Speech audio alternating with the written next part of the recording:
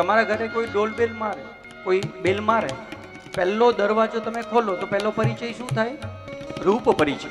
ભાઈ બાળક છે, વૃદ્ધ છે, સ્ત્રી છે, પુરુષ છે, પહેલો પરિચય રૂપ પરિચય થાય. બીજો પરિચય પછી કાર્ય પરિચય થાય કે શું કામ કરે છે, અને પછી સ્વભાવ પરિચય. એ તો બહુ જલ્દી ન થાય. આપણે જાણીએ બહુ બધાને પણ ઓળખીએ બહુ ઓછા છે. સ્વભાવ પરિચય પછી થાય. એમ પેલા સચ્ચિદાનંદ રૂપાય, ભગવાન કેવા છે? સત સ્વરૂપ છે. ભગવાન કેવા છે? આનંદ સ્વરૂપ છે. સત, ચિત અને આનંદ છે.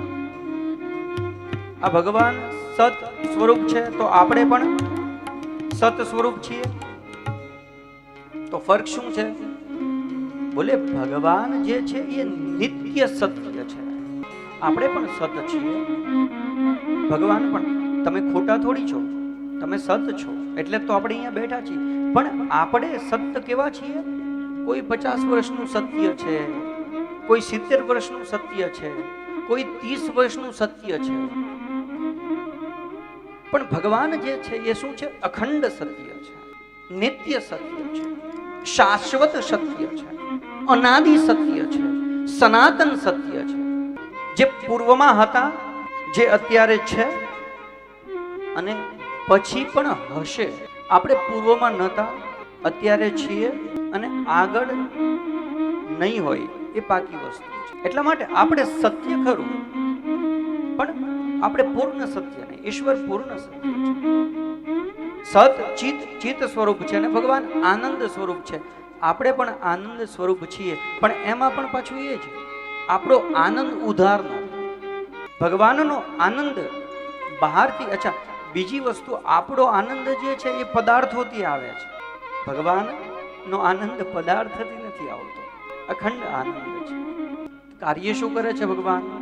સચ્ચિદાનંદ રૂપ છે એમનું, તો કાર્ય શું કરે છે? વિશ્વોત્પત્ત્યાદિ હેતવે, વિશ્વની ઉત્પત્તિ કરે, વિશ્વનું પાલન કરે અને વિશ્વનો સંહાર કરે.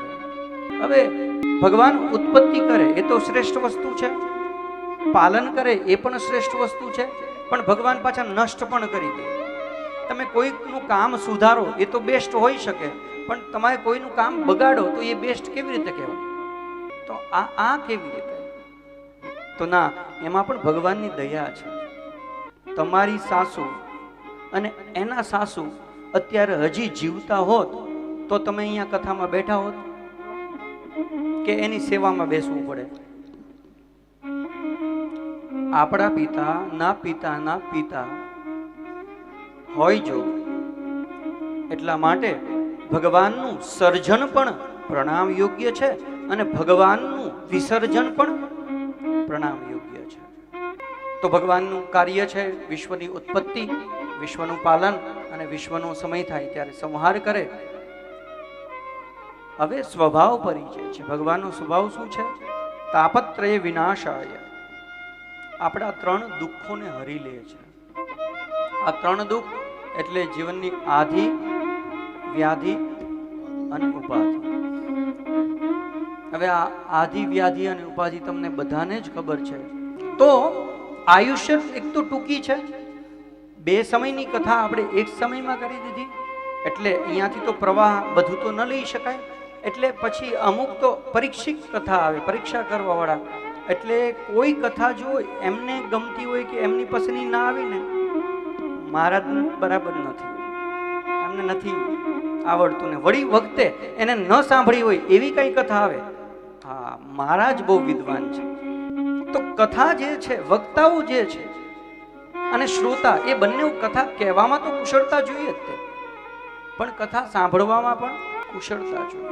પણ અત્યાર સુધી તો જોઈને એવું લાગે, અમારા સૌરાષ્ટ્રમાં એક થયા ભગત, અખા ભગત, એ કહે છે કથા સાંભળી ફૂટ્યા કાન તોય ન આવ્યું બ્રહ્મ જ્ઞાન. પરિણામ આવવું જોઈએ. केवल हंगामा करना मेरा मकसद नहीं, ये कोशिश होनी चाहिए कि थोड़ी सूरत भी बदले. बाकी क्या फायदा भगवान.